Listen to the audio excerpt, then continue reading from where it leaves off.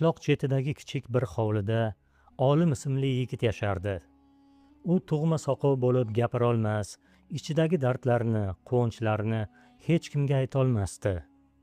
Odamlar undan o'zini olib qochar, tengdoshlari u bilan do'stlashgisi kelmasdi. Alloh olimga til bermagan bo'lsa-da, juda mehribon va toza qalb bergandi. Olimning oilasi juda kambag'al yashardi. Uning otasidan qolgan yagona boylik yillar davomida ularning oilasiga xizmat qilgan keksa ota edi. Olim 7 yoshga to'lgan yili bahor faslida o'sha qari ot kutilmagan sovg'a qoldirdi.